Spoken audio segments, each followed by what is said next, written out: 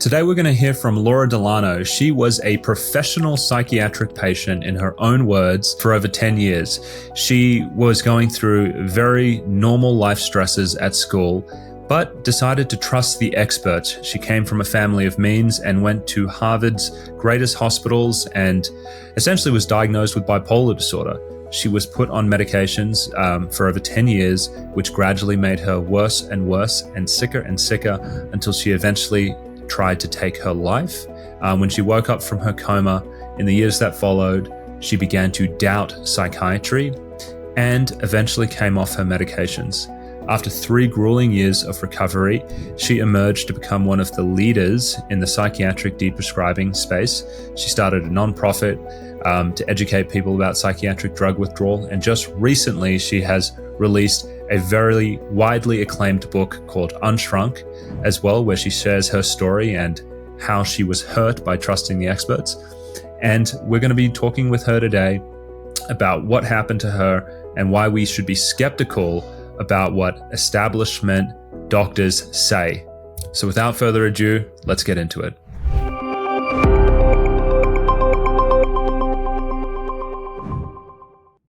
Laura, you're a very threatening person to people out there. Your book's come out and it has been widely received as great, and people like it. But there's also a lot of people out there who are very uncomfortable about the message in there.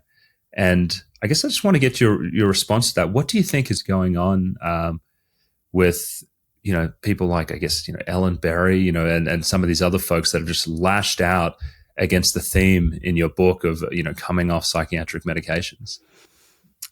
I think a lot of that reaction comes from a place of fear, and fear fueled in large part by the idea of non-experts, at least insofar as how expertise is defined in our country, for the most part, of non-experts talking about topics that are perceived to be for the territory of medical doctors only.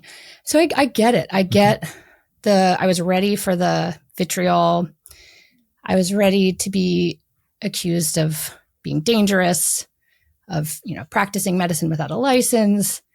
I wasn't necessarily ready to be accused of killing people, which I have been in certain, comments spread throughout the internet, which I try not to pay too much attention to. But, if this was me, if this was me 15 years ago, I would have been having the same reaction as well, because I had invested so much of my life, years and years and years, becoming mentally ill, basically making it my whole life's purpose. And so to see a story about someone who went in the opposite direction, I think would have been really hard for me to actually be open to. And I probably would have been one of the angry people on the internet bashing me. Because it shatters so many, your book shatters so many things, and also your work with Inner Compass and I guess the Tapering coaching where it's sort of, it's not psychiatrists or, it's people who have been through psychiatric drug withdrawal themselves and are guiding people on what they've experienced firsthand. Like there's so many things that sort of shatter the mold here. One is that, hey, you might not need to be on psychiatric medications, that they may actually be making you sick. I think that can be a very threatening idea for some people who are really invested in the cure for me is the pill. But the other part of it is that the right person to help me with this might not be a doctor. And I know viewers on this channel, they know me and they know I speak very freely about how mediocre and dangerous mainstream psychiatry and medicine is, in the transactional visits and, the overdiagnosis and just the med stacking. But, for the person out there who's like, I need these pills and, the doctors are the only ones who can really help me. You stand in opposition to that. And I think it's making people very uncomfortable. I agree about the discomfort. And I do think we are in a time in which doctors have been, for the most part, put on a pedestal at the highest level of authority, of wisdom. And I remember, this is largely why I was psychiatrized for so many years, because I too once just took for granted that if you had M and D after your name, you understood me better than I understood myself. You understood my body better than I understood it. You understood my mind. And I do think we are in such a medicalized time as a culture where we are both deferring to medical authorities and learning to medicalize our day-to-day experiences. And so it's really hard to disentangle yourself from that. And I think the first step of, where you're even recognizing that this is what you're doing is the hardest. And so until you reach that point where you're ready to entertain the idea that expertise might not always come from the institution, you're going to hear a story like mine as an assault on everything good and true and right. So I get it. I mean, it's kind of like, who is this bitch who is saying that you don't need meds? Like I need meds, and if she's going a different way, then like that could make you feel uncomfortable. It's just like, I have to take these meds every day, and there's this person out there saying, she's doing fine without it, but I can't see a path there, and now I'm mad, and now I'm jealous, and now I'm bitter. And rather than, I guess, maybe hearing your message, that they can attack you as a person. And they may even go so far as to say you're actually dangerous. You're killing people with this message. Yep. Yeah. Well, and what's fascinating is that I have never once ever on the internet, anywhere, 15 years of doing this, never have I actually said to anyone, you should come off your meds, or you shouldn't take these meds. Because I don't actually think that I would know whether or not that's the right thing for someone else. Having been a patient for so many years, I'm very sensitized to how power works, and in these kind of, individual encounters that we have with people who are talking about your, as a patient, you're used to just talking about yourself all the time with other people, and then having them basically tell you what they think you should probably do. So I'm really sensitized to that kind of power dynamic. And so I even though all I've ever been doing from the beginning is share my own personal story and then share basic facts about the mental health industry that I ended up discovering in my own journey. That's all I'm doing. Yet somehow people hear that as me telling them that they're making a mistake for being on these drugs, or that they should come off, or that all drugs are bad. It's a fascinating phenomenon how people hear something that I'm totally not saying, and I can't change how they're interpreting it. I mean, I can do my best, but at the end of the day, I just have to let it go. And if someone reads my own personal story and thinks that's me telling them to come off their meds, I don't know what else I can do beyond saying, well, I didn't actually say that, but okay. I think it's, I deal with some of this in my own work, and I get criticized by patients and by doctors. I have people who go on my, social media chats, and they'll post the contact information of the Utah Medical Board and encourage people to leave complaints about me.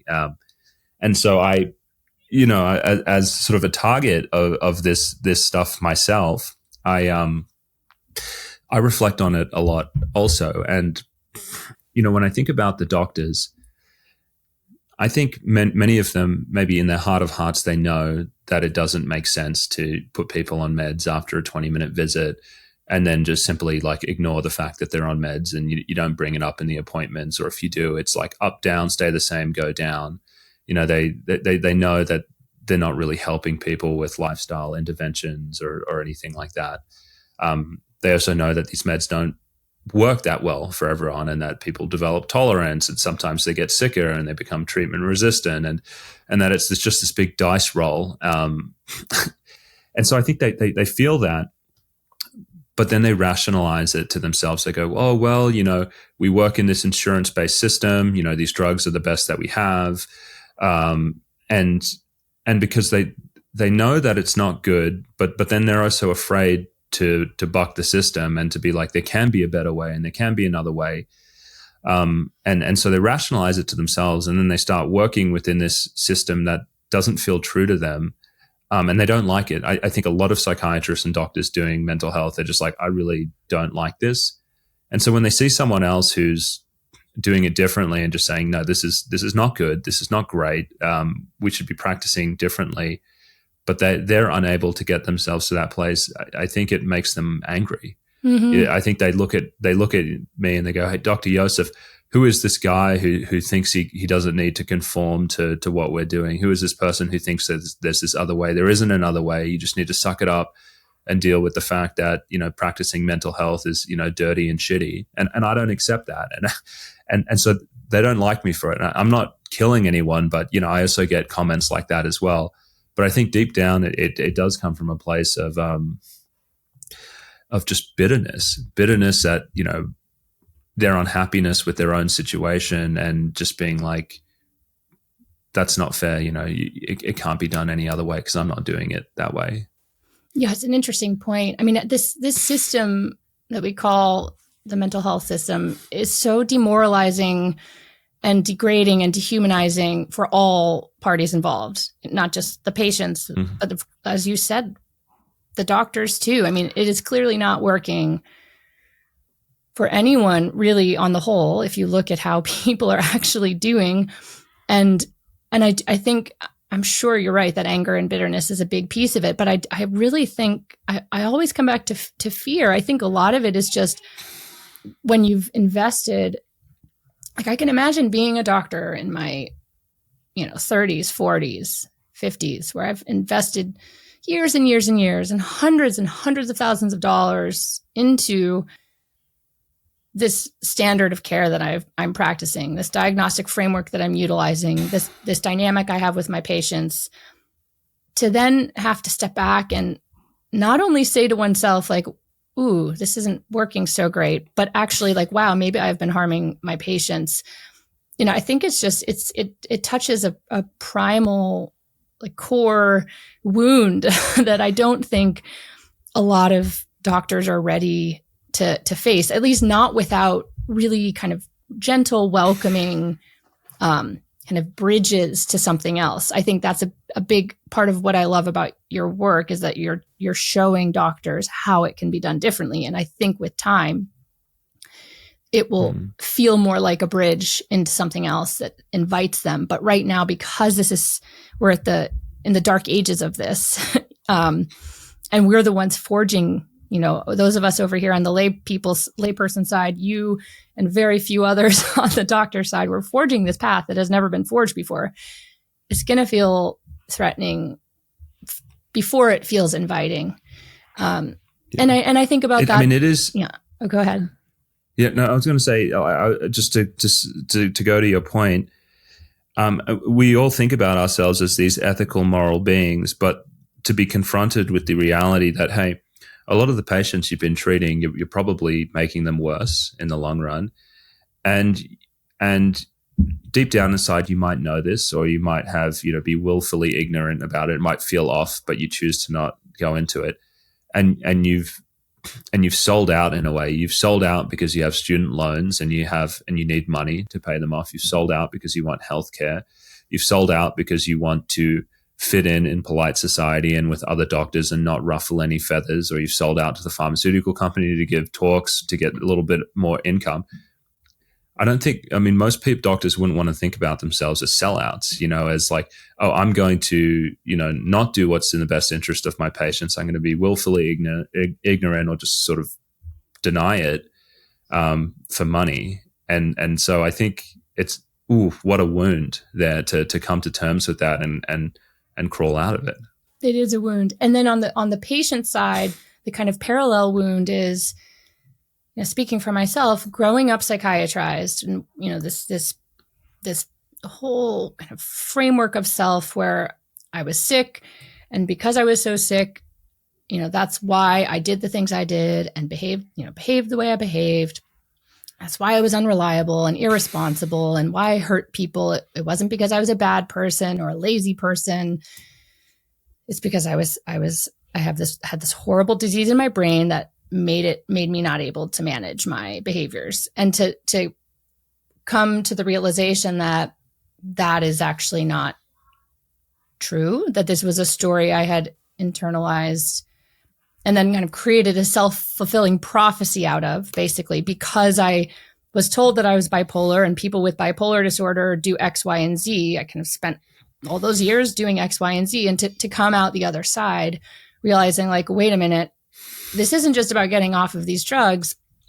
It's also about disentangling myself from this identity of having this incurable brain disease, which is now going to mean taking responsibility for myself. And then looking back at all the fucking shit excuse my language, but all the shit I created, and saying, whoa, that wasn't my illness. That was me. And so there is this kind of reckoning, this deep, deep existential, like spiritual even reckoning that doctors have to, as you described so perfectly, what they have to come face to face with, and what those of us patients have to come face to face with as well. And it takes a lot of courage to sit with the reality that, I need to take responsibility here for the messes that I caused. And if I'm going to actually free myself from this whole psychiatric thing, I'm going to have to, be responsible for myself moving forward. I think that's the kind of parallel to what you're describing on the patient side that I do think leads a lot of people to just be absolutely shut off and resistant to entertaining any of my story, because that's a lot of my story is me coming to terms with all the mistakes and fuck ups that I did, and then realizing like, yeah, I there's no excuses for any of this, and I can't pawn it off to faulty brain chemistry anymore. Yeah, it's such an, mental health is so complicated. And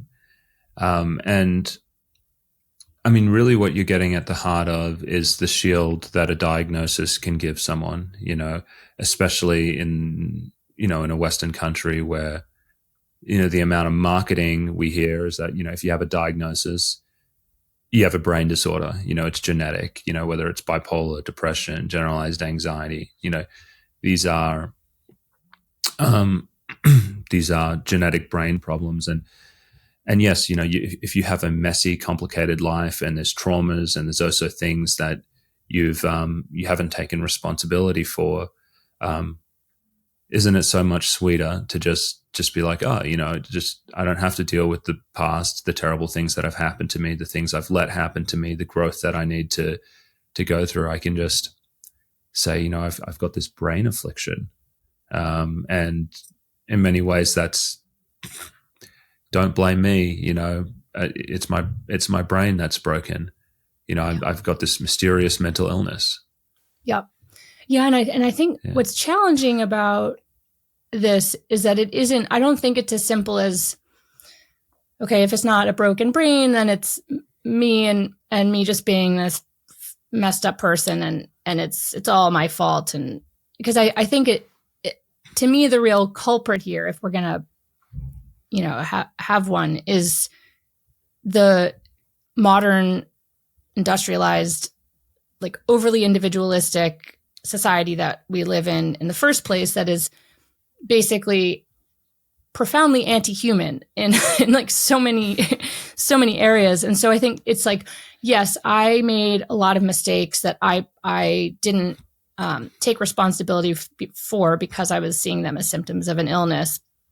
But when you pan out and look at the culture that I grew up in and the value system around me and the pressures and expectations and the like kind of toxic food that I that I never once questioned that I was eating every day, and all the other kind of industrial, all the ways I was interfacing with industrialized living. It's like, of course I was acting like that. Of course I was completely unhinged and not rooted in myself and disconnected. And so I think even so, I might even sound like I'm contradicting myself a bit, because it's not about, I don't think it makes sense to blame myself as an individual or any person who's been psychiatrized as an individual. I do think it is about really having like stepping back as a society and like really reckoning with like, is this how we want to live together? Because more people want to die than ever before. More people are sick than ever, chronically sick than ever before. More people are lonely and alienated and struggling to make ends meet. And so I think shifting the conversation to that realm, I think, is always where we should go, and not making it about, you know, my own or anyone else's own individual failings. Yeah. And I think that's the old way. Oh, go ahead. Yeah, sorry. no, I was going to say that's the old way of looking at it. And for a really long time, mental health problems were seen as a moral failing, or sometimes even a religious failing. But so we don't want to put more on the individual than they deserve. I mean, some things are obviously individual responsibility, but the real thing is, you know, the responsibility to see the world as it is, right? Rather than to be like, I have a brain disorder, you know, all of the things that you mentioned there, like instead, and then when you kind of shrug off the diagnosis, I mean, someone might look at their situation if they thought they had, you know, a bipolar disorder, they, you know, instead of them thinking that, they might look back and see a different history, something like, okay, I'm a neurotic type person. I'm a bit more of a worrier. You know, this terrible thing happened in my life, and that made it a bit worse. You know, I got on, you know, I started smoking some cannabis when I was young, and, you know, that caused some mood instability, and I had a psychotic episode, and then I got on a medication, and then I was on an antidepressant, and then, you know, you start to sort of piece together all of these different things. And like you said, I grew up in a culture where there was so much pressure to perform, and, you know, I felt like I couldn't do the things that I liked because as a man, I need to be, you know, the way that I measured is through productivity. So I had to, you know, and then I had parents and they forced me to do this thing. I mean, we're all so like unique. And that's what makes us, you know, and, you know, it's the beauty of people, you know, and then that's the complexity of mental health. But everyone has this kind of story, and then it's like, okay, so there's all of these stresses, and then maybe genetically I have a predisposition to going into some mania, and I was using some drugs, and I was staying up late, and I was working at a bar, and I was eating bad food, and all of these things kind of tipped me in there.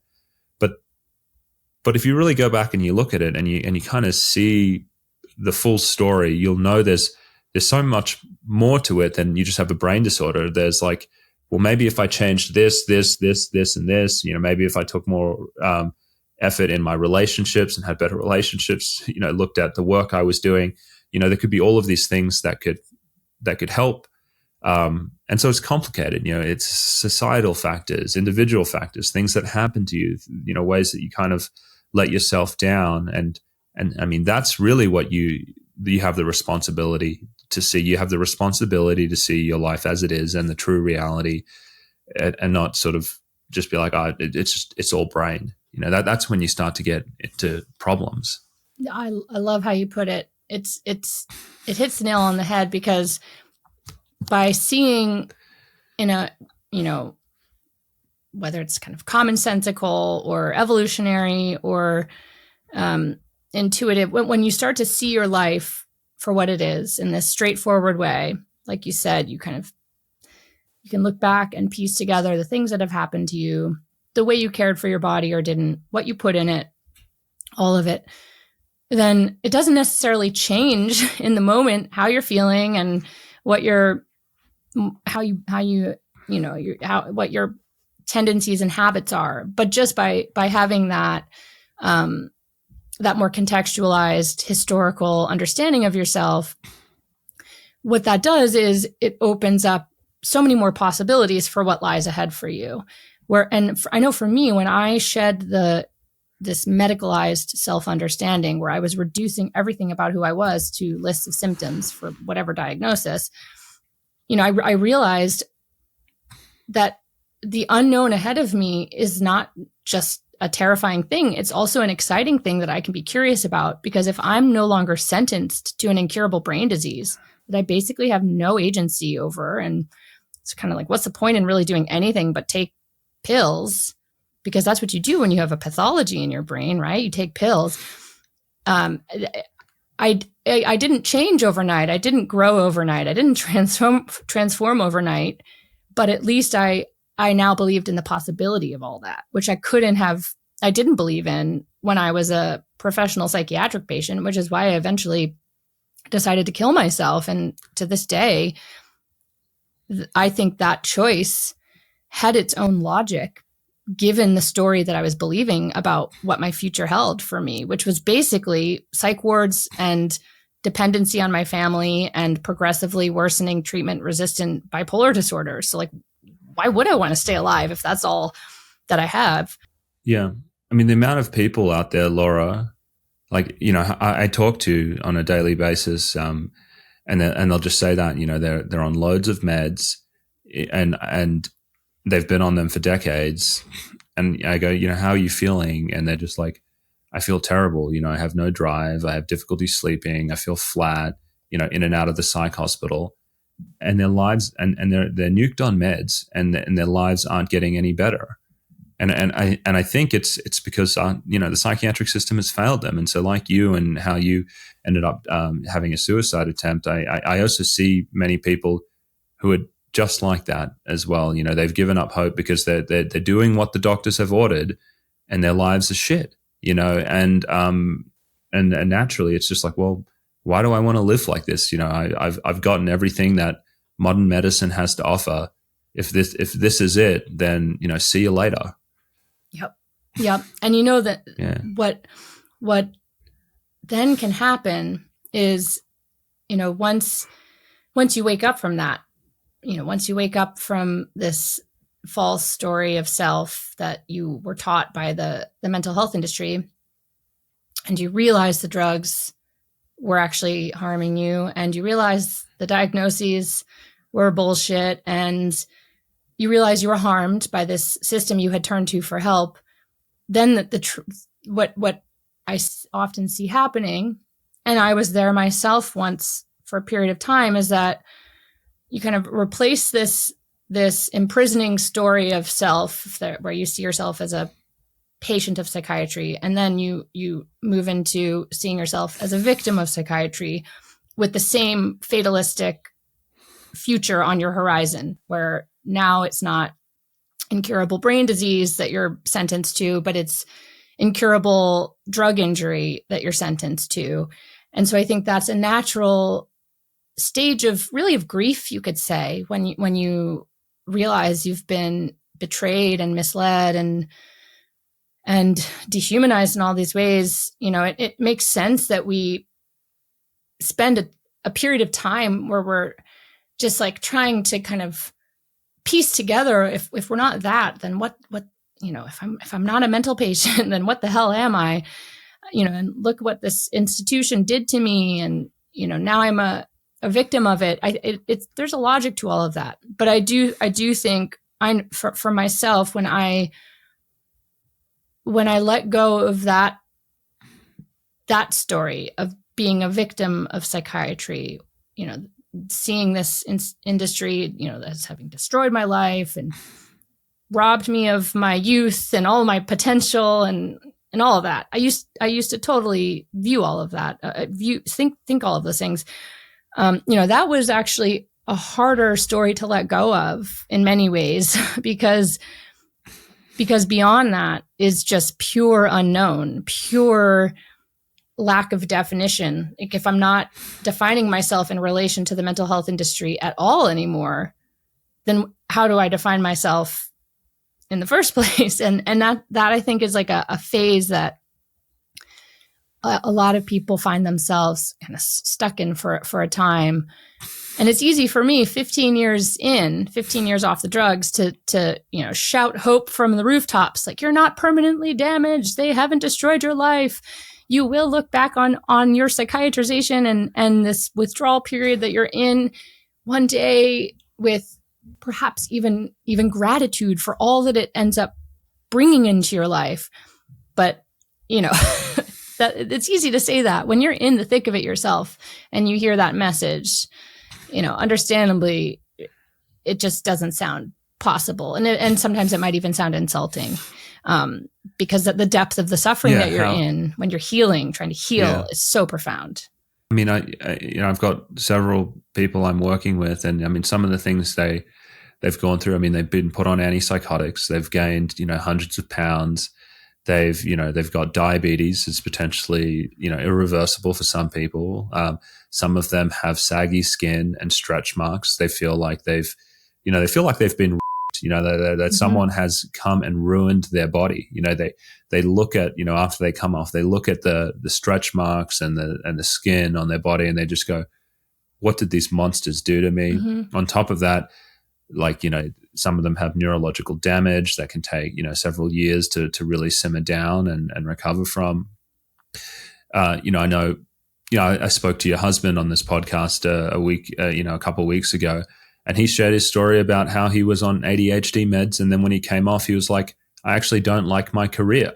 I've spoken to some people who start to question the relationships that they're in when they come off the medications and the things that they've accepted.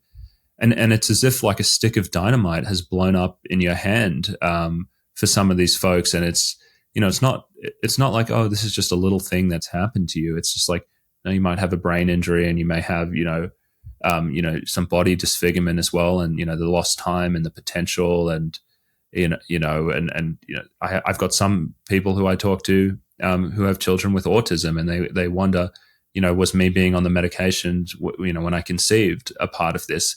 I mean, it's just it really feels, that the pain that these folks go through, it's like a stick of dynamite has blown up in their lives, and it's just spread, it's just destroyed everything. I mean, and so I get it, when you 15 years later, and you're just like, hey guys, you can pick your life up, you can build something, you can move on from this, you can heal.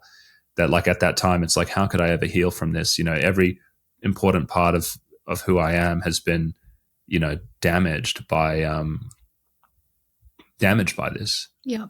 And I think that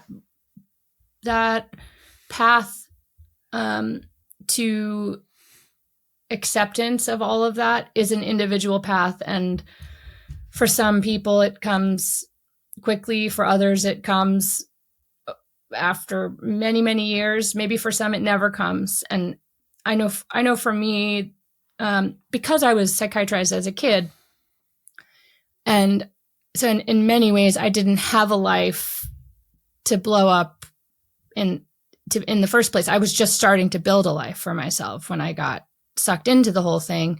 There's a different kind of grief than someone who, was had managed to avoid the mental health industry until their mid-30s, and something happens, and then now that they're trying to recover from pharmaceutical trauma, they're realizing, oh my gosh, everything I'd built is gone now. I had the experience of hadn't really been able to build anything yet, and so I had to grieve that loss, the loss of the opportunity to figure out who I was in the world. And I know that the time from the years that I was trying to, start building a life for myself post psychiatry, a lot of this work, you could call it, of making peace with everything that I'd lost and of everything that I'd never had the chance to build in the first place. A lot of that work was spiritual in nature. It was sinking deeper than, my pride and my ego and my self-consciousness and all the visible and not visible scars on my body from so many years of drug injury and all the health related issues that I had directly as a result of being on psych drugs for so many years, I had to sink deeper than all of that and really access this,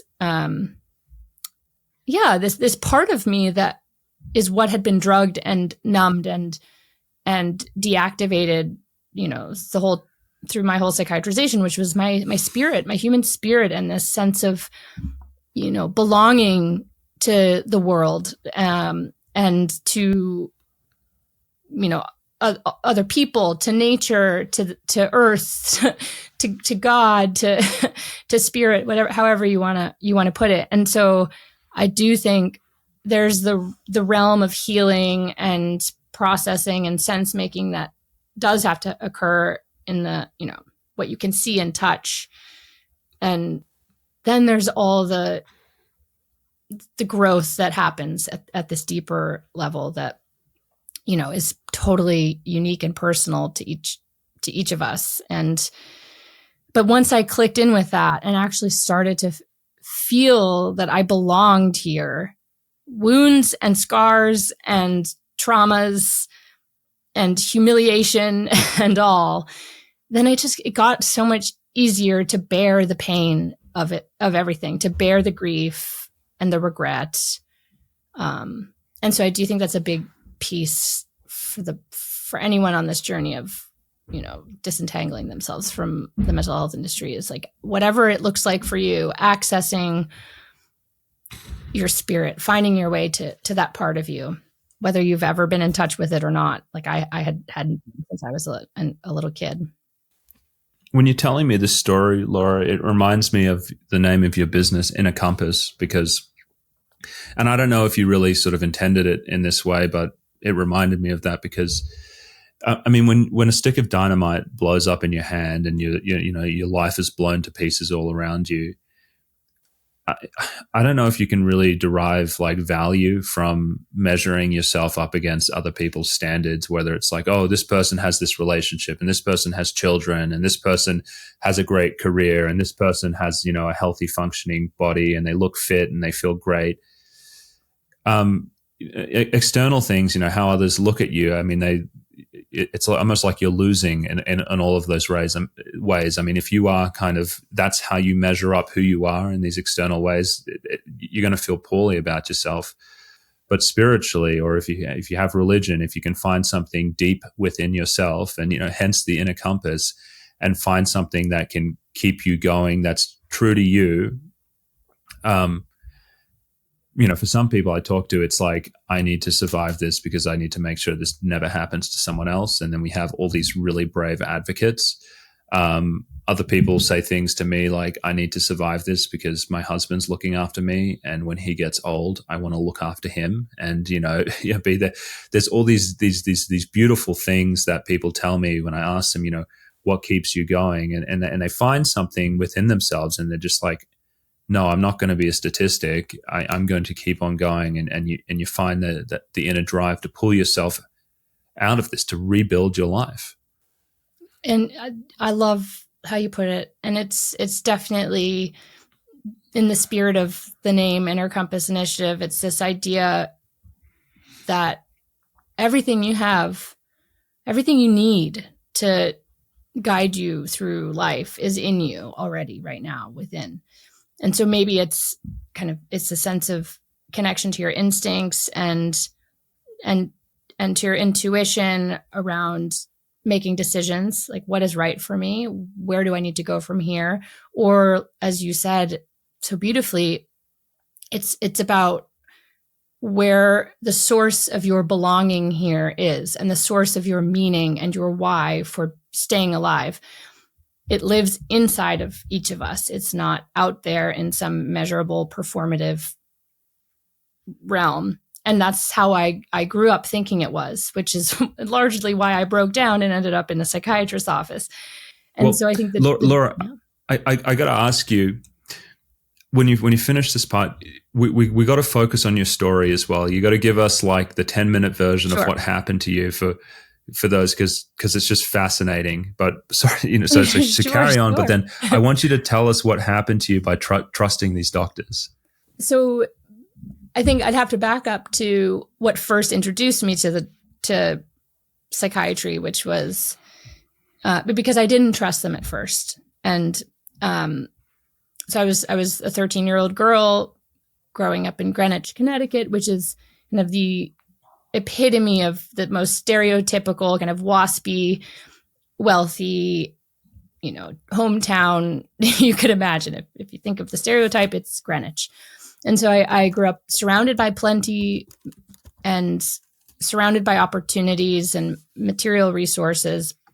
But I was also, surrounded by this like unspoken kind of message that just hung in the air that your worth as a person was tied into how well you performed and how well you appeared and all of that. So I happened to be good at that game. I was a good student, a good athlete, a polite, well-respected kid. So I just was, for the most part, doing okay until age 13, when I had this really profound experience in front of a mirror where I basically lost touch with myself and kind of left my body and everything went black. And I was just staring at this girl in the mirror and I realized I don't have a real self. I'm just this programmed robot. Like, what do I actually care about? What matters to me? Who am I?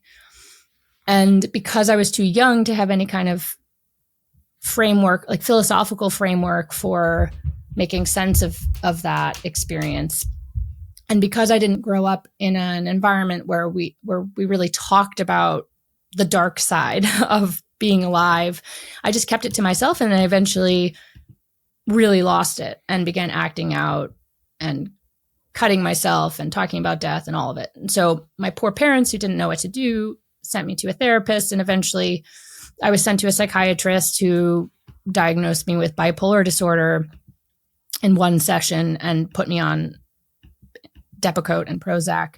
And so I didn't trust that doctor then. I knew, talk about inner compass, like I knew there was nothing wrong with me. I knew that what I was feeling was a response to a society that didn't make sense to me, to roles and expectations on me as a girl that I didn't like. And so I resisted and didn't fully participate in being a patient until I was 18. And that's when my story of trusting the mental health industry really began, because by that point. Wow.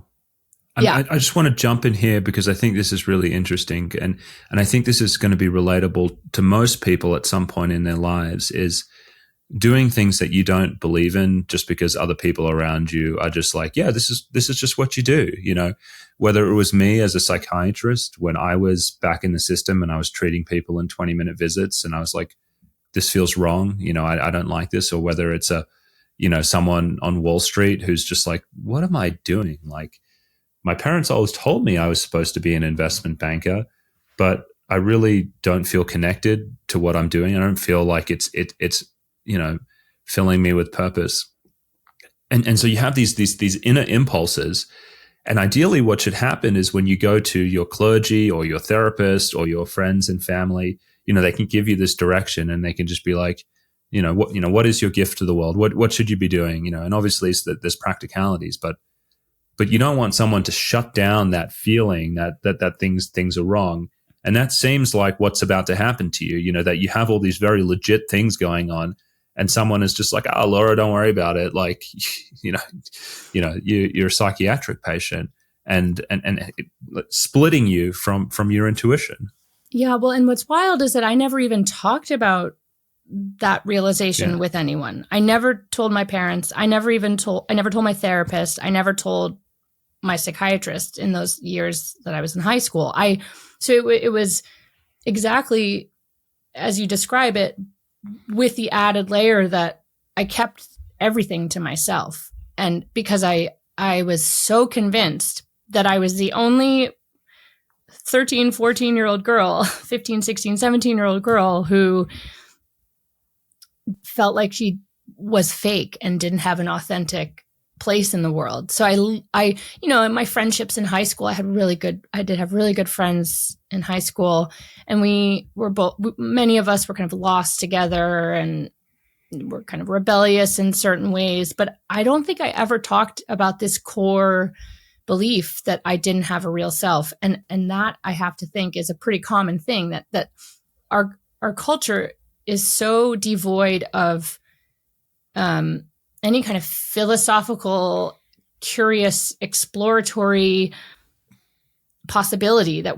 everyone is just so focused on, what do I need to do to, do well in school so that I can do well in college, so that I can get a job and that I can make a life for myself and build a family and We're just, who has time to step back and be like, what's the meaning of life and who am I and how do I fit in here? And so I think a lot of people might not even recognize that impulse in them that's telling them, like, this isn't who you are, because we so rarely even talk that way about that's even a possibility, that you might not be. And I want to get your thoughts on this, because I feel like, and this has been a criticism that I feel about the school system, and I know others share, is that it's just this conveyor belt towards, like, jobs, for many people, jobs that aren't that meaningful to them. No one's ever talking about, really trying to find your purpose and what you care about. I mean, you just sort of go to these classes, it's very rote, and then eventually you just find yourself kind of in a career. And you're just like, I guess this is just the way it's meant to be, because no one ever like talked to me about the risks of like being educated in this way and being on this one track where, did you go to Harvard? It's like, that seems to be more of the measure of who I am as a person, as opposed to, oh no, I'm actually like doing something that I really believe in and I'm, passionate about. Like, it just the way we talk about it, I think it twists people. And even school itself, we just take for granted, oh, you get an education by going to school.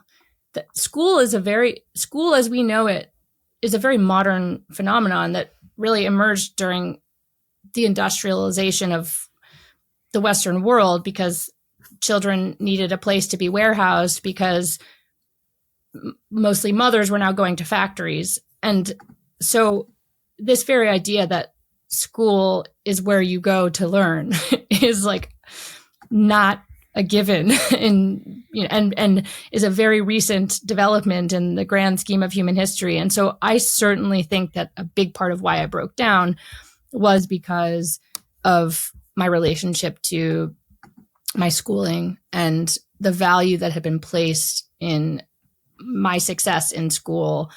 And I think that's the case for so many young people whose spirits don't fit in to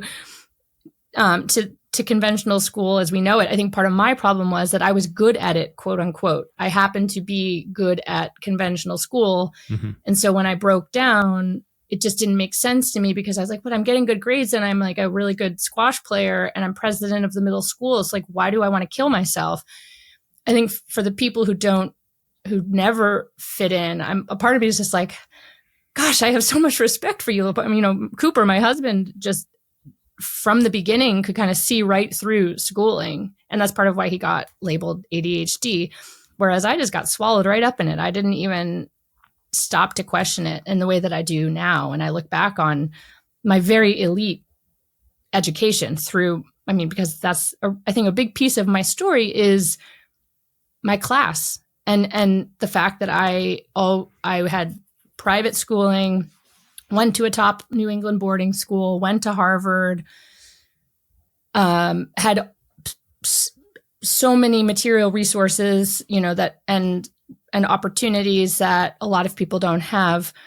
It's like, ironically, that's a big part of why I got so sucked into the mental health industry, because my parents had enough resources to send me to the best care, the best of the best, quote unquote, at the top hospitals, top doctors. So we believed it all the more, because why would we ever question a Harvard Medical School, professor? I mean, that would be absurd. And at the same time, when I woke up from all of this, it was largely because of my resources that I was able to get out, and in the way that in the kind of relatively, efficient way that I did. And I do think there's a kind of, class it might sound like a controversial thing to say that isn't necessarily well received in the day and age that we're in, but every level of class has its own traumas and difficulties. And they look very different depending on which class you're born into, but it can be incredibly disorienting and lonely and alienating and numb and meaningless to grow up surrounded by resources and opportunities and the best of the best and the top of the top. It was for me, and I think for a lot of other, New England prep school kids, we all got super fucked up along the way. I would say, and I know that someone out there is just like, smallest violin in the world playing right now for a rich girl, with problems, But, I think about my wife. Now, my wife's father is a very successful man, top of essentially, top position in an investment banking. They're fine. She's always been fine, and they grew up in one of the nicest suburbs in New Jersey. So many of the children that she grew up with ended up getting drug addiction problems, way more. And so I had an upper middle class upbringing, and it's hard for me to think of like the amount of kids that ended up getting sucked into drugs. There were some of them, but the proportion of people that she knew who ended up developing problems with pain pills and heroin and different things like that was high. And, we'd hear these stories about, these kids, they grow up with, a lot of money, and, their parents are, they're these immigrants and they're super successful, and, the dad works like crazy, and genetics is really interesting. It's even if you have really smart parents, you may not have a kid that has the same sort of drive and all of that. It's just this dice roll.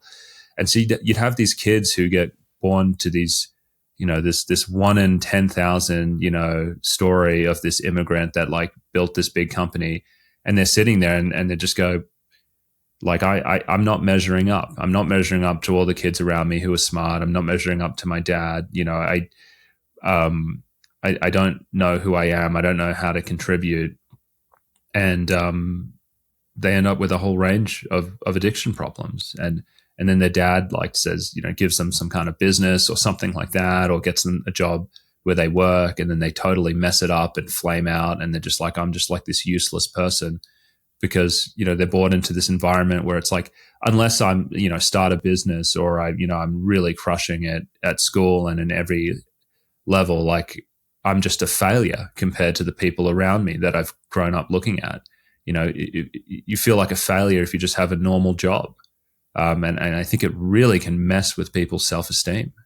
It can. And it speaks to this whole inner compass theme where, when you are raised in an environment that is teaching you that your worth as a person, your sense of okayness in your skin, in the world around you, is tied into your job, the size of your house, whatever other material measure you want to use, maybe things line up sometimes for some people, and your life's purpose is this super successful business that you're in. And like, if so, amazing. That's great. But I think for a lot of people, there is a misalignment, and their heart is calling out to them in pain, saying like, this isn't who you are. This isn't where you belong. But because we don't make space to have these kinds of conversations, given the just high stakes, culture that we live in, where everyone is kind of scrambling to make it. And for the people who've made it,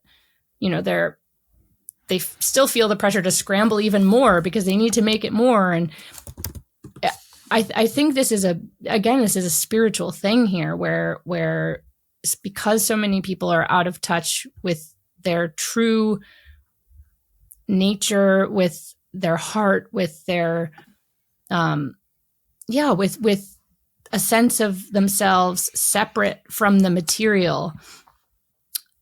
We end up in psychiatrist offices, or we end up in eating disorder units, or we end up, in treatment programs. And it's not a coincidence that those people feeling that disconnect are often the ones who end up with diagnoses and then pills for in the long haul. That's been a big piece of my story, is my kind of quest to find my way to a sense of belonging here that is deeper than the material. Yeah, I think a lot of people could relate to that. But let's dig into this second chapter of your story where you, I think you mentioned, was it when you were 18 or something like that you end up deciding to buy into psychiatry, and tell us that chapter of the story. Yep. So I moved through high school refusing to accept that I was bipolar, but not really changing the circumstances of my life in any way. These circumstances that I felt so imprisoned by, the performance game, boarding school, performing in sports, academics, all of that. So unsurprisingly, I ended up matriculating at Harvard. And so I had told myself, leading up to my freshman fall there, that, maybe I'm wrong about how bullshit this whole performance game is. And maybe once I get to Harvard, I'll finally feel okay in my skin and I'll be able to say to myself, you were crazy, Laura. Everything's fine now. You're good to go. So I went, I had Harvard as this like beacon that I was just going towards. And I get there, and of course, I don't feel any change for the better. It's the same old me in this, in Cambridge, Massachusetts. And when that hit me, that, okay, getting to Harvard hasn't actually saved me, I really spun out and I stopped sleeping. I found postmodern philosophy and began reading it into the wee hours of the morning, kind of losing touch with reality a bit, just deconstructing space and time. And I began doing drugs, like especially cocaine and alcohol. And I was just basically a mess, getting worse and worse and worse over the months of my first semester at Harvard. And on the winter holiday, because of kind of the family I'd been born into, I had to come out as a debutante in a couple balls in New York City, which is just all these years later, I just get a kick out of it. But at the time, this was a really traumatic experience for me because I was literally on a stage in a literal wedding dress, symbolically being offered up as fresh meat for the market, which is the historical, which is what these balls were originally for, to basically put young women of, from good families, quote unquote, out there on display for the young men to see.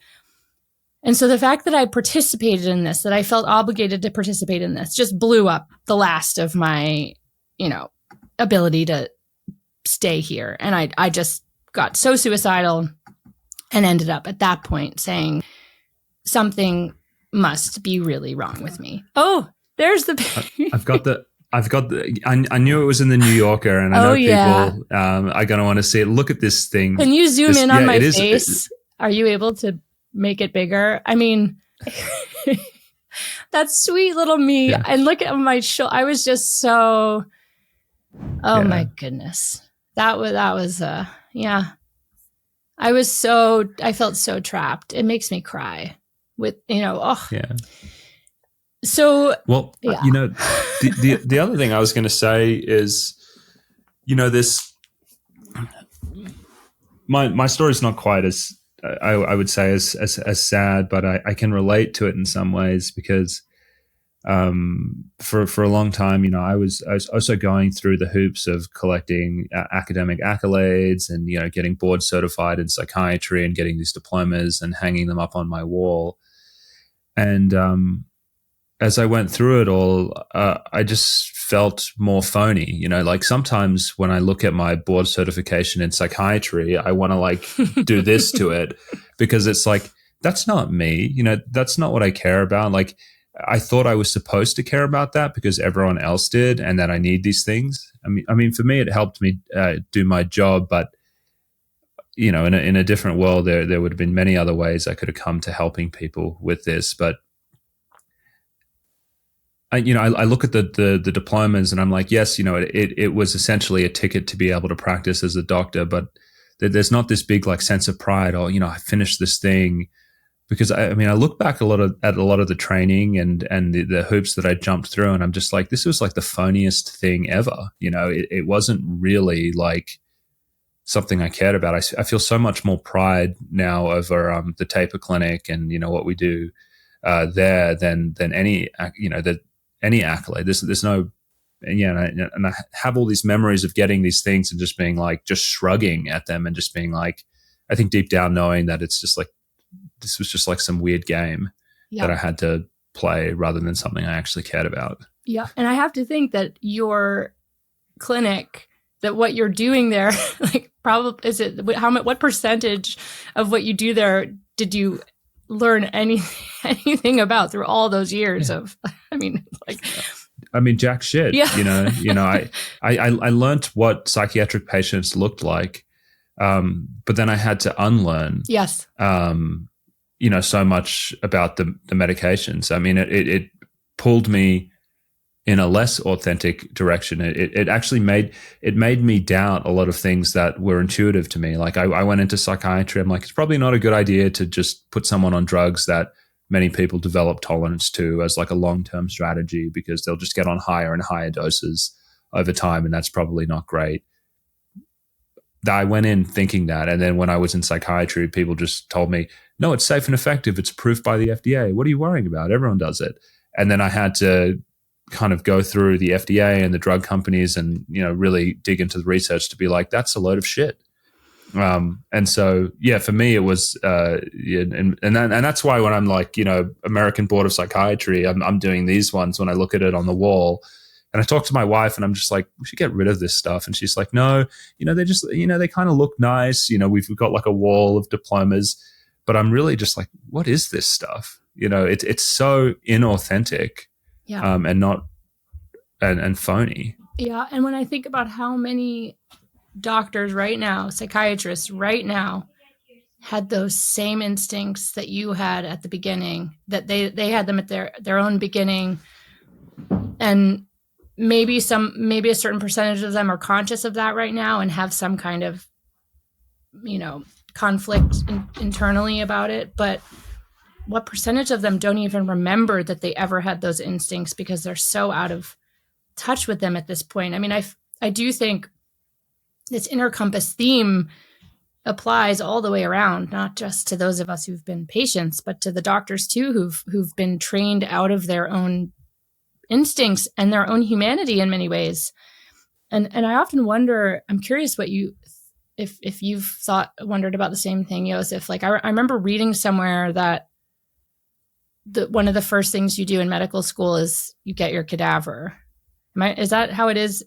At least in the, And I can't help but feel like that's a deliberate, you're inaugurated into this, education that lies ahead of you by, the first kind of inaugural step is to basically dehumanize this body in front of you and dissect it and kind of reduce your fellow man, who was this body in front of you was once your brother, sister, your fellow human. And now it's just a body that you're dismantling.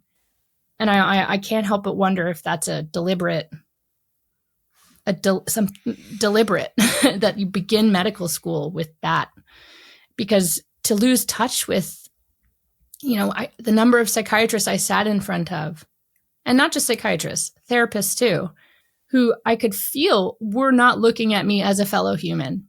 There were many who did. I write about some of them in my book, but the number of how often I felt like I was just a rabid animal that they were distanced from this kind of different species that they were treating, quote unquote. Like I could feel that energetically. They did not see me as a fellow. They did not see me as their daughter, their sister. They saw me as a specimen. Mm-hmm. And it makes me I feel grief for them that they've been brought to that place. And I do think the way back isn't to bash those doctors or call them evil or bad, or it's to find compassion for them. I mean, how horrible it must be to be so dehumanized yourself that you can push your patient down and restrain them and pull down their pants and inject them with a syringe of a tranquilizer. Like you can't do that to someone you're seeing as a fellow human. That I didn't have that experience, thank God, but the number of friends I know who've been through the most degrading, like literal chemical experiences. And it's, you can't do that to someone unless you've dehumanized yourself. Yeah. And I think we also let it happen through our diagnoses. It's not Laura, a person with real issues in front of us. It's the bipolar patient. Borderline now. I'm borderline, Josef. Don't forget. And borderline. Yeah. You have a personality disorder. Yeah. I think it's just, there's this distancing. And then I also think the way we use medications, it's like, okay, one, you have a brain disease, and two, we've got a medication, and that's just the only way we're going to look at you now. And please don't tell me too many other details about your life, because I really don't have time to hear them. And I don't want to hear how unhappy you are, because that's awkward. And so, it's like, why are you doing the job? If you can't do that stuff. But I think there's a lot of people, again, they're just seeing people 4 per hour, and they're just like, I guess this is just what you have to do, and everyone else does it, but they don't have that thing in their heart where they're just like, oh man, this is really fucked up. Yeah. And I think they've just been in the system, and they're so financially reliant on it. And maybe they got some pats on the back from, the professor who was just like, you're a great psychopharmacologist, back at school. And they're just like, well, the professor thinks I'm wonderful. And now, even though this all feels super fucked up to me, I'm just going to, remember, what the professor used to tell to me. And, I'm a really good psychiatrist. And it's like, are your eyes open? Like, are your patients getting better? Like it's just, it's messed up. Well, and that's where the treatment resistant narrative is just so brilliant, because, and in my case, just to return to my story, once I bought in to this idea that I was sick after those debutante balls that winter at Harvard, after my squash tournament, I mean, it's like hilarious how when I talk about, I get a kick out of. You're so relatable, Laura. Go on. And I went, I basically crawled back to psychiatry at that point, because I was so desperate for relief from that pain that I felt, that emptiness, that desperate yearning to feel like I belonged here. And so that desperation, I think is a nearly universal catalyzing force that I think brings many of us into the arms of the mental health industry. And basically from that day on, for the rest of my patient career until the very end, I was little miss good psychiatric patient. And I just took all of those perfectionistic, performance-driven tendencies that I'd, once applied to school and sports and all that. And now I applied it to my patienthood. And with each passing year that I was compliant with my treatment and on top of my symptoms and, learning about the different diagnoses that I had so that I could report changes to my doctor, yada, yada, yada. With each passing year, my life kept falling more and more apart. And I was getting physically sicker. My weight fluctuated 70 pounds. I had irritable bowel syndrome. I had skin issues. My hair was falling out. I had chronic pain, like achy joints all the time. I had chronic headaches. Mentally and emotionally, I was just a basket case basically all the time. My cognitive function was waning. And as the years passed and I got more and more dysfunctional and I honestly don't know how I made it through college. I did have to take a year off to admit myself to my first psych ward during that time, but I managed to graduate, and I don't really remember much because I was so medicated. But eventually, as I was just getting worse and worse and worse, my doctors basically said, we're really, it looks like you have treatment resistant bipolar disorder. And so I think that distorting lens that is over the eyes of my doctors and so many doctors out there, when you're looking at this patient sitting in front of you month after month, year after year, they're getting worse and worse, and you are trained to see them as just getting sicker and sicker. Their illness is progressing, or now they have a new illness, a third illness, a fourth illness. You're not trained to step back and say, maybe they're having some adverse effects of these drugs, or like maybe now that I have them on 4 meds or 5 meds, like maybe that's causing some problems. Never once did any of my doctors ever say that. And so I completely bought into this idea that I was just so defective. My brain was so messed up that now even these amazing sophisticated treatments weren't doing anything to help me. And that was the story I was believing in when I eventually decided to kill myself, because I had tried basically every option they'd given me. I'd been to the best hospitals, I've been inpatient and outpatient and, day treatment and group therapy and twice to 3 times a week, one-on-one therapy, so many meds, at least 19 I can count, probably more. I don't even remember. And yet there I was, 25 years old, completely physically incapacitated, completely dependent on my family, completely unable to take care of myself, unable to work, unable to see any point to being alive. And yeah, so suicide felt like the only option, because if I'm not going to kill myself, all I have is more of this. And this isn't worth living. And I just wonder how common my story is out there, and like what percentage of people have my story and just don't yet see it for what it is. Mm-hmm. Yeah, I mean, I talk to one of them a week. I do lots of admissions calls for the Taper Clinic, and sometimes I get them right at that point before they've tried to take their life. They're saying, honestly, I've been thinking about suicide for a long time. The only reason I haven't done it is because of my family, but I'm so over this. Like, it just, like you, disabled, unable to work, unable to form relationships and turn up in the way that they want to. I spoke to someone yesterday, with the exact same story, treatment-resistant bipolar disorder. Mm-hmm. But they had side effects. They were tremulous. They were on lots of lithium, and they just looked physically unwell. You could just see, looking at them, like physically the body was sick, and you could tell. You look at the body, and then the mind. You're like, yeah, of course you feel unwell. I mean, you look really, really unwell. Yep. So what's the next chapter in this for you, Laura? Like, how did you wake up to deciding that this wasn't the answer for you anymore? So it was 2 years after my overdose. So I basically spent from after I woke up from the coma, I'd spent the subsequent 2 years just doing more of the same, still totally messed up, like biding my time until I'd eventually kill myself for once and for all, was kind of the mindset that I was in. And so 2 years later, 2010, I was 27. And I was on 5 drugs at that point. I was on lithium, Lamictal, Abilify, Effexor, and Ativan, which I had been told was a kind of sophisticated, was the word that was used, regimen for bipolar.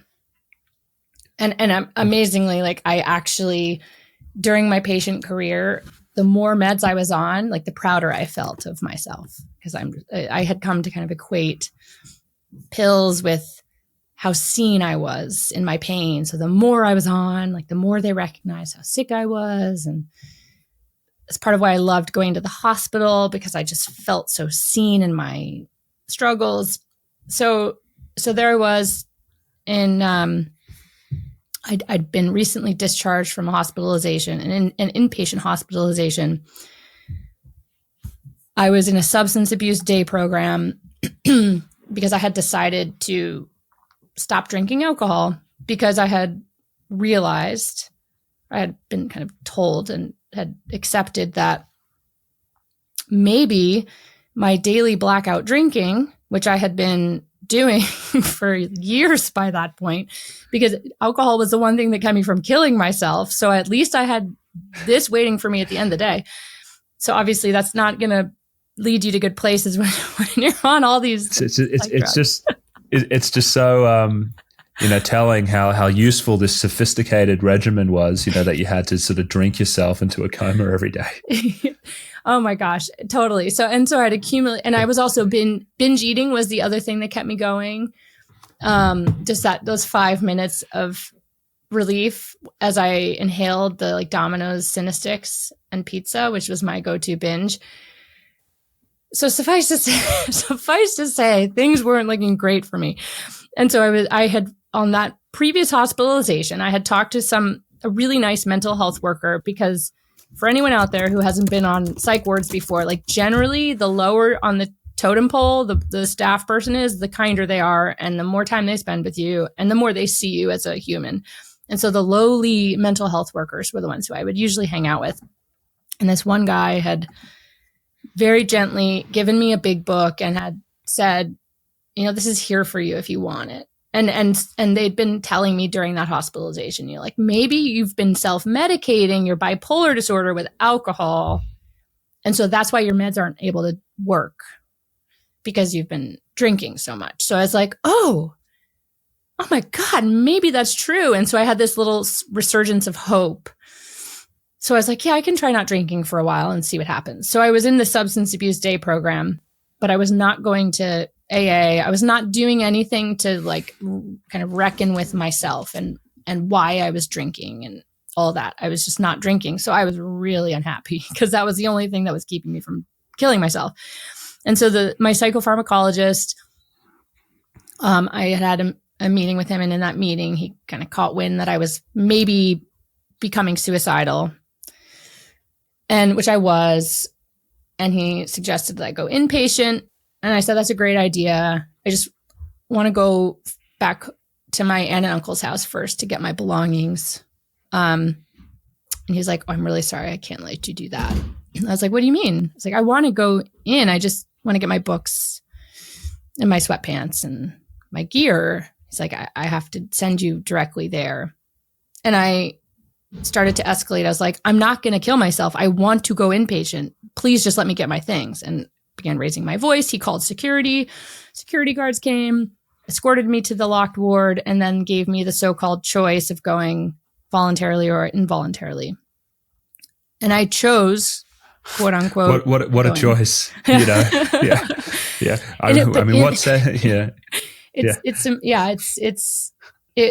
It was great that I love that they gave me that, they called it that. And it was in that moment. And I should say, the second I was in there, I was like, why did I freak out? Like, I love being here. And so I like instantly regretted causing this whole thing. But that experience dislodged something really powerful in me. And it was like in that moment that I stepped back and realized, like, what is this system here that I'm in? Because they just totally like violated my civil liberties here. And I had known intellectually for years, like I'd seen it happen on when I was inpatient, people they get restrained, they get forcibly drugged. Like I knew intellectually that this happened, but I had never, it had never crossed my mind that I'd ever be one of them. I'd never experienced it myself. And I realized this system isn't actually about taking care of me. It's about controlling me. I just hadn't seen this before because I had never said no to it.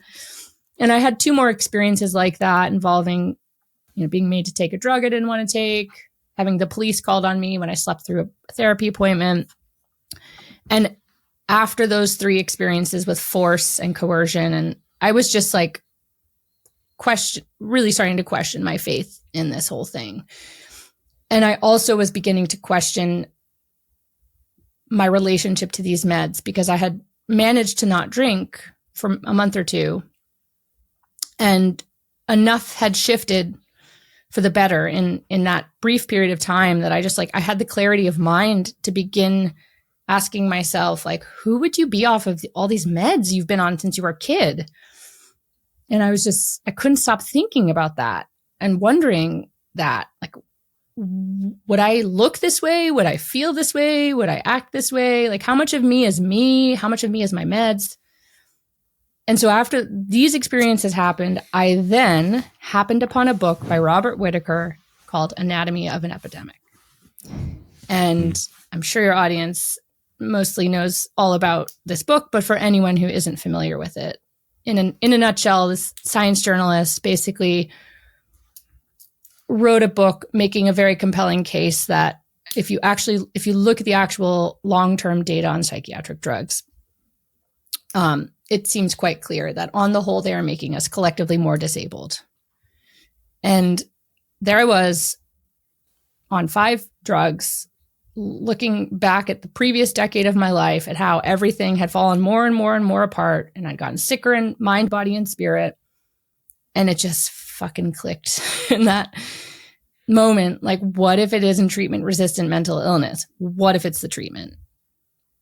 And that began this journey that I've been on ever since.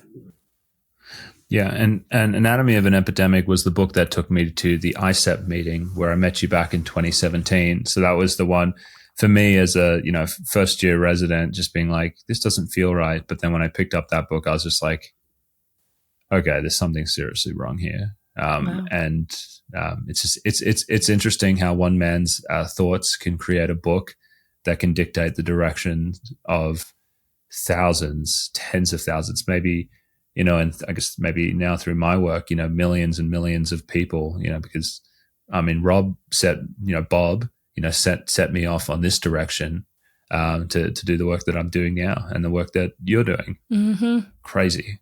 And crazy the amount of impact he's had. It really is. And the other person who had a huge impact on me was the British psychiatrist Joanna Moncrief, whose work I found soon after Bob's. In particular, her book, The Myth of the Chemical Cure, which was a big piece of her work, helped me really start to disentangle myself from this medicalized framework that I'd grown up in, for looking at myself and making sense of myself. And I was recently accused of, in a review of my book by a psychiatrist, of falling prey to the the Whitaker Moncriefian worldview, which was a phrase I hadn't heard before, and I find it fascinating that a psychiatrist, and predictable totally that a psychiatrist would interpret my own journey towards thinking critically, thinking for myself, investigating, learning, unlearning, and just kind of assume that all of that happened because I'd basically been like brainwashed by a cultish, worldview defined by these two people. I found it quite entertaining to see that. But yeah, that book really opened up. What it opened up for me, just like it opened up for you too, was, in my case, it was having spent all these years believing I had 2 options for my future. It was just psych wards and disability and dependence and misery, or suicide. And now suddenly I was like, whoa, what if there's a third possibility for me? And I had no idea what that would look like, what it would take to get there. But just the fact that a different future was possible for me was all I needed to make a start. And to really, it's that curiosity of like, who could I be if I'm not incurably mentally ill? And if these drugs have been harming me, who could I become? And it was that question that drove me, along with a lot of anger and defiance and outrage. Yeah. So what was the journey like from reading Mad in America, so the Anatomy of an Epidemic, to where you are today? 15 years later, on the rooftop, calling down to people. What did that look like? Well, the first phase of that journey, after reading Anatomy and then finding some other books early on, was getting myself off the drugs, which I did in an incredibly dangerous way because I didn't have access to good information. You didn't exist then. I somehow didn't find the withdrawal forums. And at the time, there were only, to my recollection, there was Benzo Buddies, Surviving Antidepressants, and then Monica Cassani's website, Beyond Meds. And Baylissa Frederick was around then too. But I didn't find any of that. And so I had zero understanding that my central nervous system was completely dependent on all these drugs that I'd been on for, well over a decade. And I therefore did not understand that getting off of them needed to happen in a slow enough way that my brain could reacclimate to the growing absence of these drugs that it was so dependent on. So I came off 5 drugs in about 6 months, which is cold turkey in my mind. And I had zero support from my 7-person treatment team. Everyone on the team basically thought I was an idiot and, kind of had the attitude of like, you'll be sorry. And like, we'll be here when you come back and realize you made a mistake. Like that kind of was the kind of vibe I got from everyone, but they couldn't stop me from doing it. I wasn't, they couldn't forcibly drug me. So I came off really fast. And what had, because I wasn't one of these people who was kind of okay on psych drugs and then for whatever reason decided to come off and then my life blew up. Like my life had been blown up like the whole time. And I'd been in intense discomfort and misery basically the whole time. So my experience of withdrawal was basically like a magnified, distorted, warped version of what I was already living. And so ironically, I think my all the iatrogenic harm, for anyone not familiar with that term, like treatment-induced harm, all of that iatrogenic harm that I'd had on the drugs, I think ended up benefiting me as I tried to come off of them because I was so used to feeling unspeakable agony that it was just like more of the same. There were new things that, I came out of that I hadn't experienced before, like projectile vomiting and crazy migraines. Like I'd always had headaches, but like bad migraines, boils breaking out all over my skin, like weird smells coming out of my body, vertigo related issues, and like crazy overstimulation. Like the littlest stimulus would set off, panic responses in my body. Those were things that I didn't have on the drugs. So there were definitely new experiences. But because I was in a situation where I had no kids, I had no job, I had no mortgage to pay, I basically had every possible stressor or responsibility that a 27-year-old adult might have. I didn't have on my plate. And so I survived basically cold turkey withdrawal because I was living with I was living with my extended family.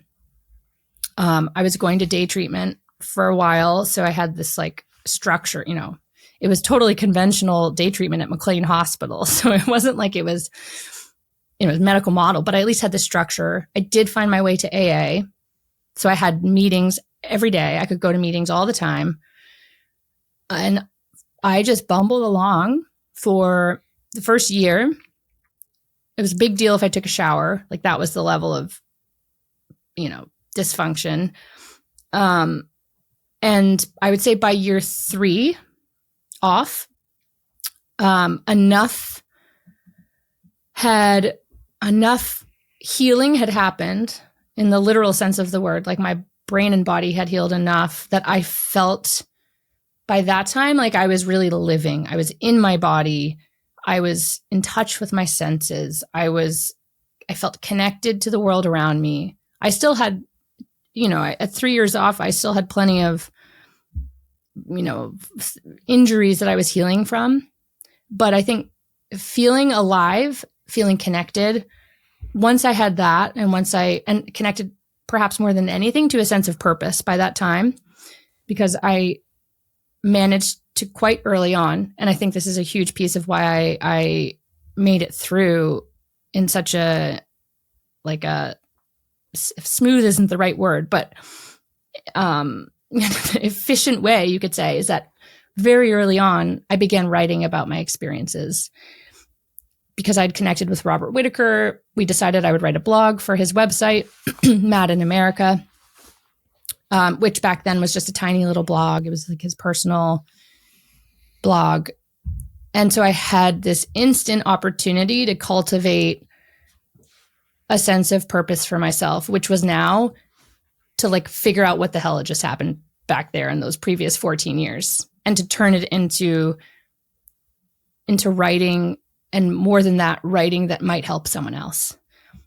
That was, I think, more than anything besides time, it was taking what I'd gone through and turning it into something that could help other people. That was my best medicine.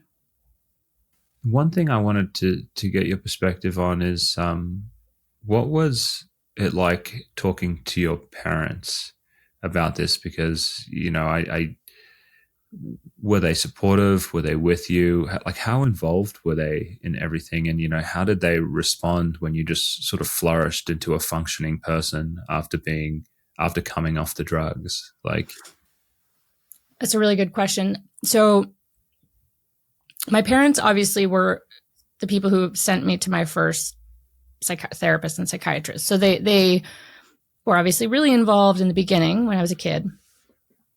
And that actually was very deleterious for me because, and in retrospect, I don't blame them for anything. Like, every choice they made makes complete sense given their own life trajectory, given the resources they had like the options that they had at their disposal, which were basically none besides a mental health professional. So, I don't blame them for any of those choices they made. But at the time, it really severed any sense of trust I might have had left in them, I felt very betrayed and I took it as a message that they saw me as the defective one in the family system. So in high school, it was, a very tense topic. Like, oh, you have you're back from vacation. Like, you need to go see Dr. Blah, blah. Let's get your refills, blah, blah. But once I got to Harvard and I was an adult and I, of my own volition, decided to go back to the mental health industry, it was a very self-driven relationship from that point. And so my parents were footing the bill. And so they, in that sense, were connected. But I didn't have any, it wasn't a situation where I was being pressured by my parents to get help from psychiatrists. It was totally self-led. And so I think because of that, when I decided to come off the drugs and break up with psychiatry, they didn't have our relationship dynamic wasn't like enmeshed with me being a psych patient. Mm-hmm. But that being said, everyone was terrified because they, like me, had come to believe in this story that I was mentally ill and seriously mentally ill. And, they'd long ago they'd been encouraged, as I had, to set realistic expectations for me and like what everyone might expect me to accomplish in my life.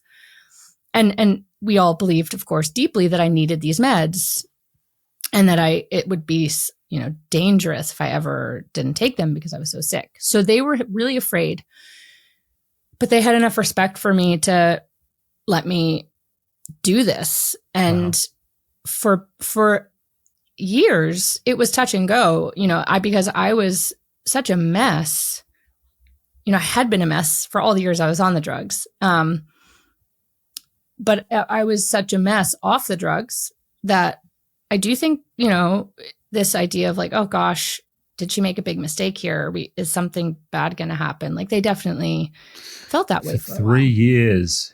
Could you imagine like for 3 years being in this limbo, just praying, oh, you know, this is the right move for me. Things are going to get better. That's a long time to sort of blindly trust, and for your parents to just be like, is Laura doing the right thing? Because she looks like shit. Like, and it was easier for some family members than others because I also had this added component where I was writing about being a psych patient all over the internet. And so I would say that was actually the more difficult element that my family had to navigate, because our family was always a very private family. You don't talk about your problems, that because of everyone in our town, for the most part, was like that. And so here I was writing all over the internet about like being locked up on psych wards and trying to kill myself and, all that. And I never wrote about my family. This wasn't that I was writing about them. I was just writing about myself, but it was hard for them for a while. And there was actually, I talk about this in the book, but there was a year-long period where I didn't have any contact with my mom and my sisters because of my blog. And, that it's a rather complicated story, but it ended up being a blessing for all of us. I think we needed our own space for a time to kind of settle into a new configuration where each of us didn't need each other to be something other than we were, if that makes sense, because we had this year-long hiatus where we just lived our own lives separately. Yeah. And then, for years it's been the very opposite. Like my dad still, and my mom too, sometimes still like sends me news clippings, like the latest drug company, criminal fine. Like they love. It must they're be so supportive vindicating now because the tides have turned. People are waking up. It's not something that like Strange Laura is doing. It's like a whole movement now. You had a book deal published by like a major publishing house, and then all this validation that you weren't off your rocker. Like you'd put your finger on something, years before many others had caught on. Yeah, and I think the beautiful thing too is that by me writing my story and putting it out there at a time when not many people were writing about becoming an ex-patient, what was originally a really maybe even embarrassing thing for my family because they were so private has become something not only that they're proud of, but also that has been a really connecting.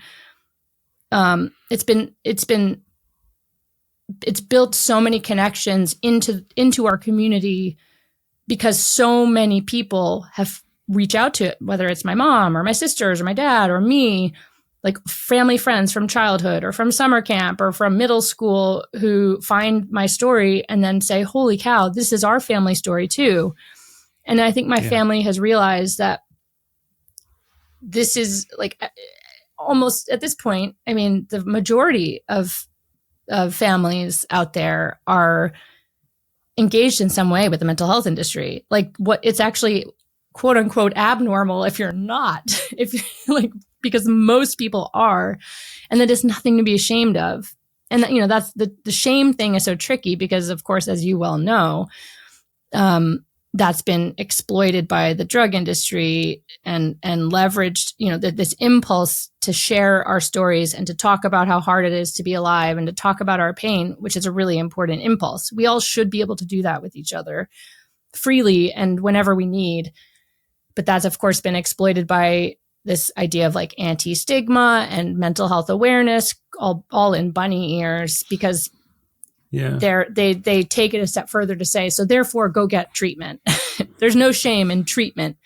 But yeah, there is no shame. And I think my family's realized that just as I have. Now I'm almost at the other end of the spectrum where I just like bear everything all the time. And sometimes I forget, like, not everyone is used to hearing about you trying to kill yourself, Laura. Like, it's like, it's such a part of like how I talk about life as my pain and what I've been through. But yeah, it's important. We have to do it when we can. So Laura, just, before we wrap up, I want us to go back to what we talked about right at the start of our conversation, where people were saying that this is dangerous for you and Cooper and your staff to be providing coaching services to people, to share your lived experience on coming off meds, and that they really ought to just trust the experts, trust the doctors, trust the professionals. They've got it handled. Laura is dangerous. Cooper's dangerous. Your company is dangerous. What do you have to say to criticism like that? But based on your experience and what you've seen, should people just trust the experts when it comes to this? Well, I know, speaking for myself, that looking to the very individuals and institutions who got me into this mess to get me out of this mess didn't make a lot of sense. But just, these criticisms we've been getting about what we're doing being dangerous. I just think for your audience, just to start with, there's been a bit of a conflation in the media. The media coverage of our work has conflated our nonprofit Intercompass initiative which is this vast, 7-year-old, 8-year-old, 9-year-old even, organization that serves tens of thousands of people every month all around the world by providing them with information, resources, and the opportunity to connect with one another in a mutual aid capacity through our online community, where we have community-led groups, discussion groups, support groups. We provide no services there. Like, I don't talk to people about tapering. It's purely the nonprofit offering free information and resources to people who are seeking them out. So that somehow got conflated with this consulting business that we have separate from the nonprofit, that I've been doing this consulting work since 2012. Was doing it before I launched the nonprofit, because I saw back then, and still all these years later, with the exception of you and a very small number of others in the profession, I saw a total void back then of safe offerings within the mental health industry for people to get good information about taking these drugs and about safely tapering off of them. And so people were finding their way to me from all over the world, usually because they had already been harmed, inadvertently, most likely, by their doctors, who either wouldn't taper them off or tapered them off too quickly. And so the person, found themselves in devastating psychiatric drug withdrawal, not knowing what was happening. They began searching the internet. They found my blog, which was called Recovering from Psychiatry. And so I realized there's just a total void. People have nowhere to turn within the mental health system, because doctors are trained in how to put people on these drugs, not how to help them get off. Just as I learned from firsthand experience, coming off way too quickly.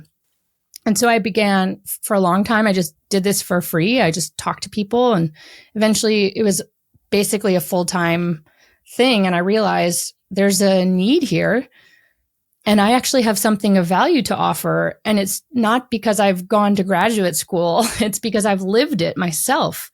I do have this expertise gained from having experienced these drugs and coming off of these drugs firsthand. And so I decided to call it consulting, because that was the only word that felt right to me. This was about me taking my own expertise, offering it to people who were seeking it out, and then letting them do what they wanted with it.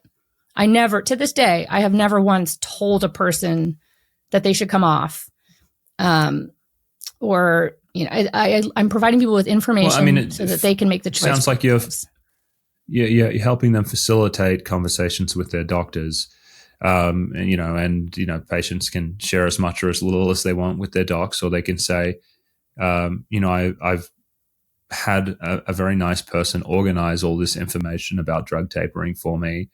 And, I think I'd like to have a liquid because I want to taper, and can you help me with this? Yeah. And so exactly. You're not prescribing meds or anything like that. You're an educator. Exactly. For people.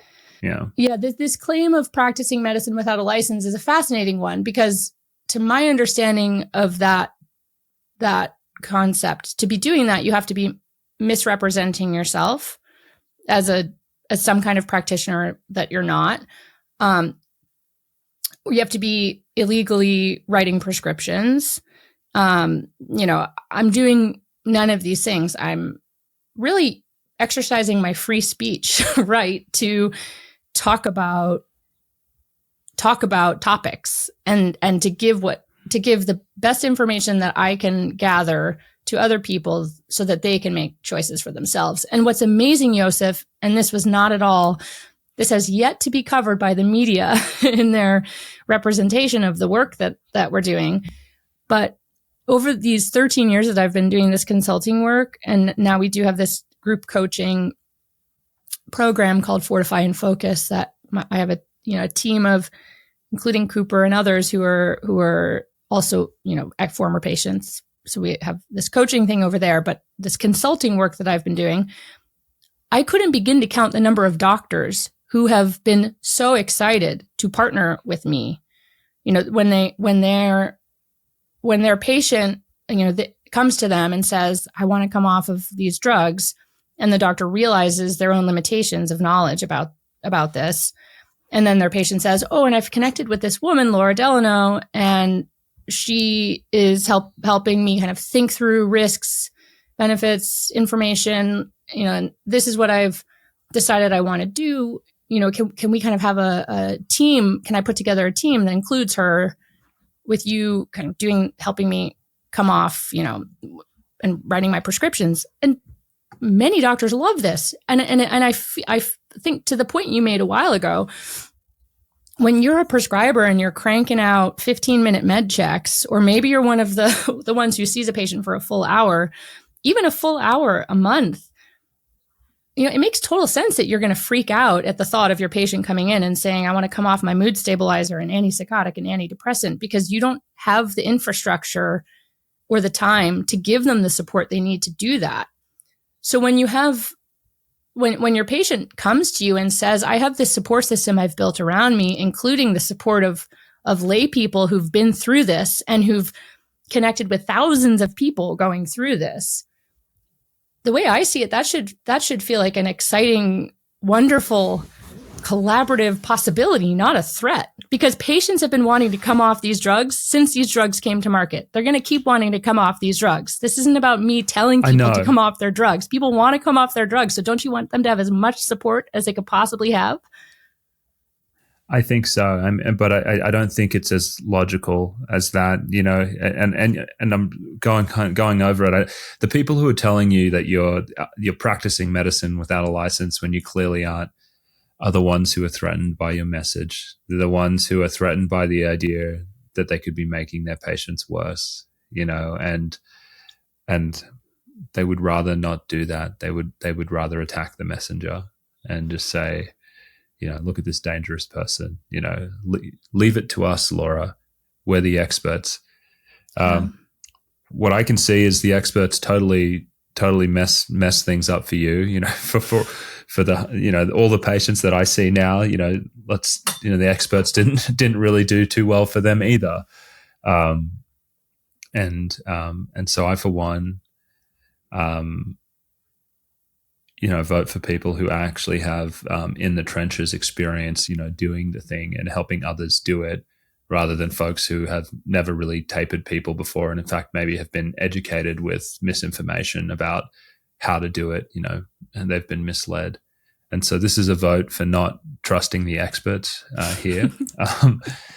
And well, Laura, to wrap, there's a few things I want you to plug because I'd love for my audience to be connected with you. The first thing is I want you to plug your book, and then I also want you to plug